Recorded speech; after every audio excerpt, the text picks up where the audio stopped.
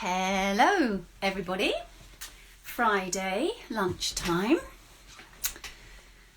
So I'm settled down to have a nice little chat with a cup of tea on this Friday. It's quite nice here in Herefordshire, quite warm, quite sunny, a little bit windy, but okay.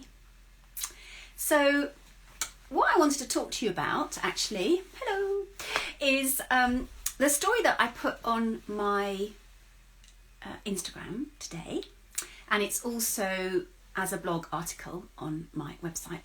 It's all about the tortoise and the hare, a story that we were told when we were little about basically not rushing into things, about taking our time, about not being too extreme, I suppose. Because I always remember this picture. I think I had a book, actually, an illustrated book. I remember the picture of the tortoise and the hare by the starting line, and the hare has got his fitness gear on. He's doing all his exercises and he's getting all kind of warmed up and ready to go to set off at an incredibly fast pace, doesn't he?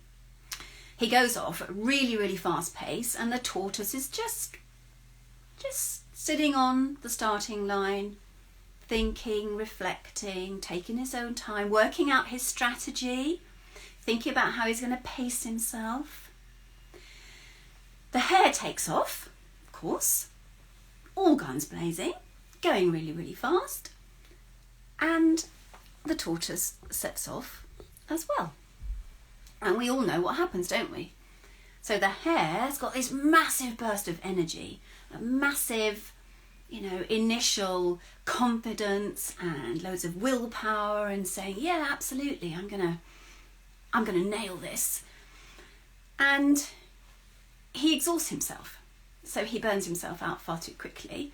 And in fact, he ends up being far too tired to get across the finish line. But the tortoise, who has taken his time and done it really slowly and had a good plan, one step at a time, one pace at a time, gets there and wins the race. So why am I telling you this story? Well, I'm telling you this story because I was talking to a couple of people this week, and I also commented last week on my story about the fact that lockdown is kind of easing. Let's not say that the whole thing has come to an end, because it hasn't. The virus is still out there and we still need to protect ourselves and protect other people. But we've got to try and get the country going, moving again. And the gyms are opening. Big, big day for lots of people. And I think that during the lockdown, a lot of people have not exercised perhaps as much as they would if the gyms had been open. And I kind of hold my hand up to that one as well, actually. And so as a result, the gym's opening is a really good opportunity for them to go, right, I'm going to have the hare approach. I'm going to really, start a really strict routine. I'm going to get myself back into it, because what I need is a great big kick up the backside. And of course, the same thing happens also if we've put some weight on, if we've still got some weight that we want to lose, if we've got an eating pattern that we want to do something about. I think there's something about, I'm just going to digress slightly, I think there's something about having been sort of contained that we feel like we need to burst open in some sort of quite dynamic way, and that if it's not a hard start, if it's not an extreme start of an exercise or a new eating regime, then it's not really there, it doesn't really count, and it's not really going to work. And I think that this is how the whole dieting industry actually makes its money, because it preys on that anxiety and that need that people have to make a really big statement about how they're going to change their behaviour. And it could be in a number of different ways. I'm just having to pick on, exercise and obviously eating, because that's my thing.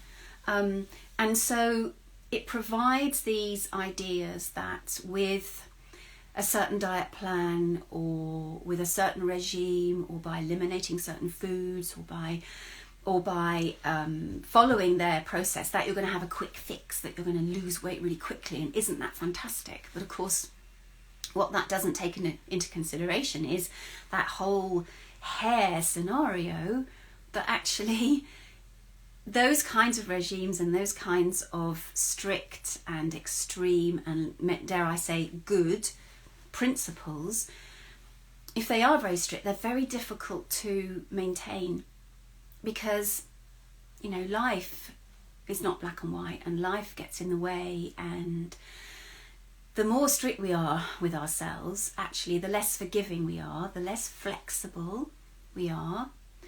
And the thing about getting a diet or a regime from a book or from a website is that that can't possibly really take into account how you live your own life. So it may well make promises that actually you can't possibly fulfill, because it doesn't in reality fit with either how you live your life or what you've got going on up here. And I don't purport to be any kind of psychologist, but I know from my own experience that kind of change, that shift change that happens when you start off full of those really strong intentions, and you feel so brilliant. You think, oh God, this is great. This is going to be the magic formula that's going to work. A bit like that hair at the starting line doing all its limbering up. And then that horrible transition where it actually becomes unsustainable.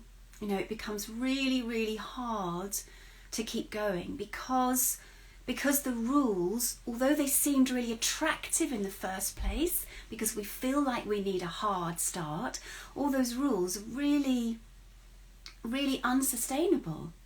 And so inevitably, like I did, we fall off that new regime, we fall off that wagon, exercise, eating, drinking, whatever it might be, because we haven't looked at how it's going to fit with our lifestyle, and we haven't addressed some of the drivers, the incentives, the emotions that actually surround the problems in the first place. And so that's why my little story and my post today is all about the tortoise and the hare. And so I just want to encourage everybody to think about having a much slower and softer start. And also to say to yourself, if you've been cocooned throughout this whole period and you've eaten more and you haven't exercised at all, that's absolutely fine. It doesn't matter. You have to try and put that to one side so that you can be relaxed and you can forgive yourself, because actually there's nothing to forgive. It's just what happened. It's just circumstances. That's what I think anyway. And then from that position of looking after yourself, you can then take little tiny steps and say, okay, I actually do feel ready to make a few changes, and be really clear what the incentives are and what the positive benefit of those changes are going to be. So you have a really sort of clear idea, and then take it just one step at a time.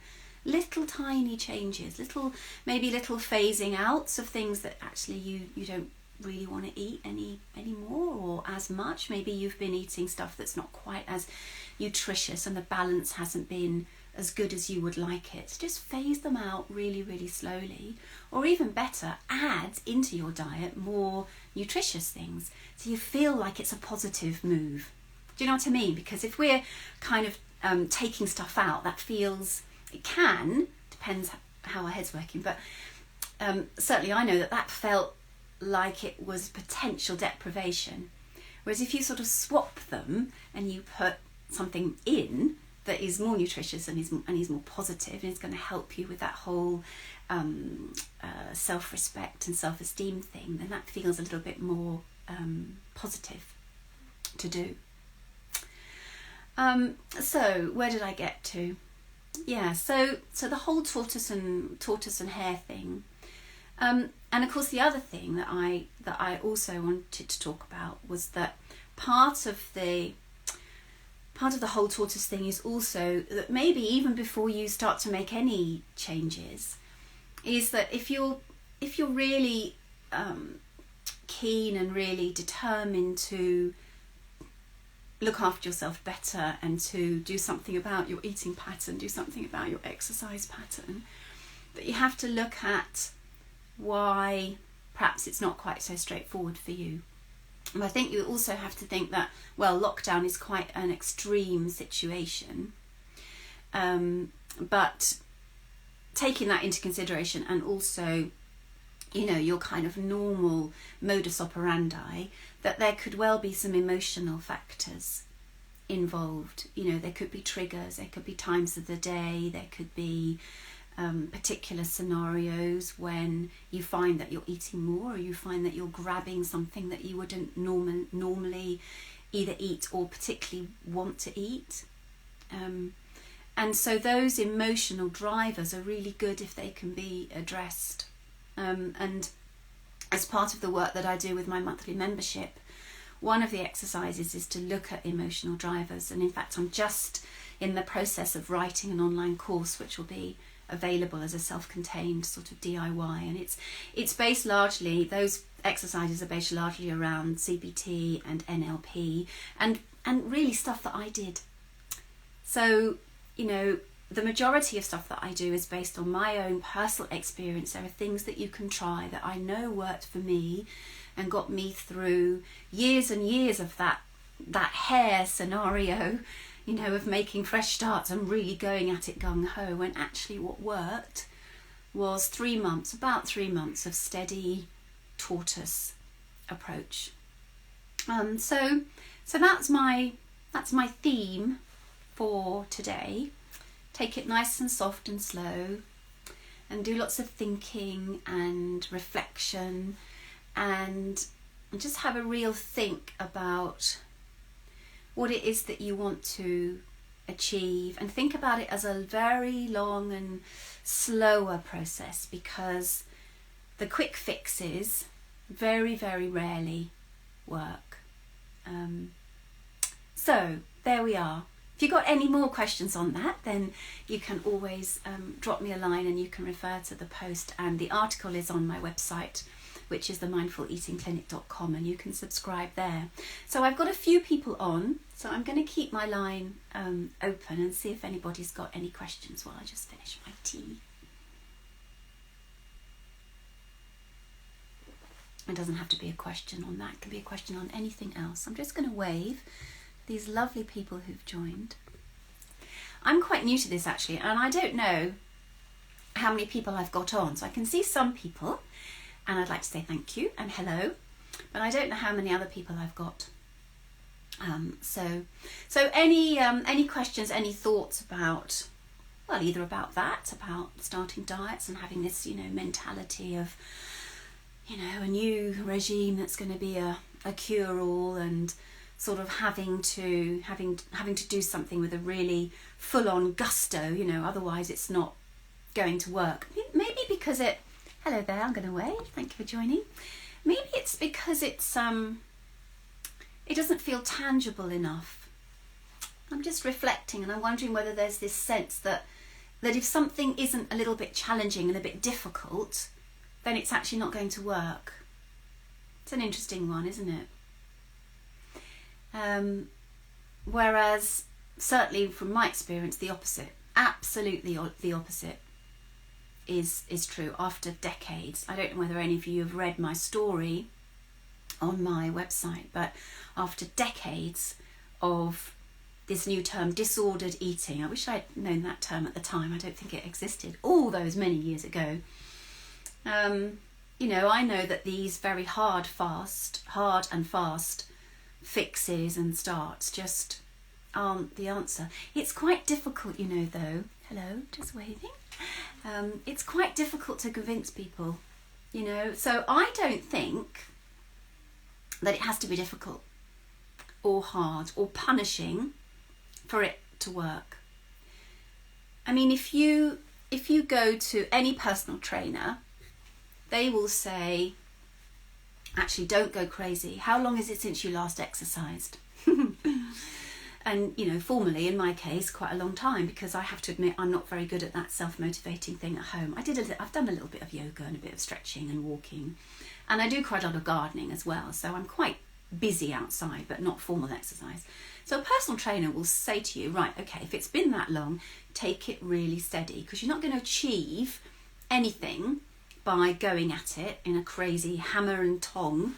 Don't hear that expression very often, do you? Hammer and tong way. Because probably going to ache like Billy-O the following day, which means that's going to put you out of action for 2 weeks. So it's going to fall over, isn't it? And the eating thing is exactly the same.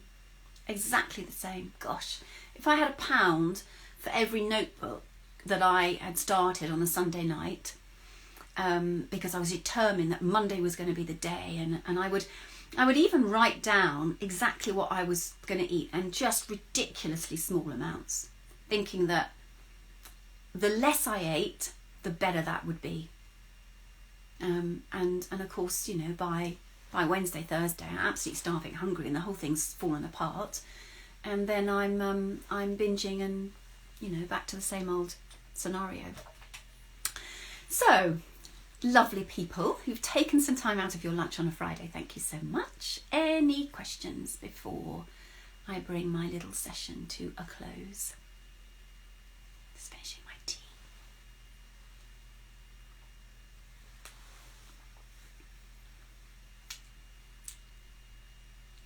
I think my plant needs a bit of water. It's not looking too sad in the video, but if you get close to it, it is looking a bit sad. So plans for this afternoon. I think I've got a little bit more work to do, and then I try not to do too much on a Friday afternoon. So I think I'm going to go out in the garden. I've got some sweet peas to trim. I learnt the other day watching Gardener's World. I don't know whether any of you have got sweet peas in your garden, but you know, you get the little tendrily curly bits that want to attach to everything, which of course is how they climb. Apparently you should chop those off because they take a lot of energy out of the plant. So if you chop them off, then all that goodness goes into producing flowers. I thought, oh, this is great. So I started doing it last night, and hadn't realised quite how many I had on my sweet peas. So I'm going to go out there and carry on and do a little bit more, and maybe a bit of deadheading, something quite OCD and quite satisfying about deadheading, which I rather like. So any plans for this afternoon? Anybody? What are you up to this afternoon?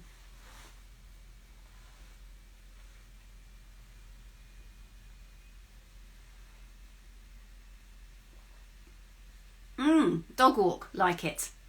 I don't know whether everyone can see that because that's come up in a different box. But anyway, a dog walk. That sounds really good. Well, I would like to thank everyone for joining on this Friday Lunchtime Lives. My first one on Instagram, the other ones I've done on Facebook. I hope that the tortoise and the hare story is helpful. If you want to get in touch, then drop me a message, because I'm quite happy to have a little chat anytime. I like that. I like engaging with people. I wish you a very happy Friday, a really good weekend, and remember, soft and slow. Enjoy being a tortoise. Bye.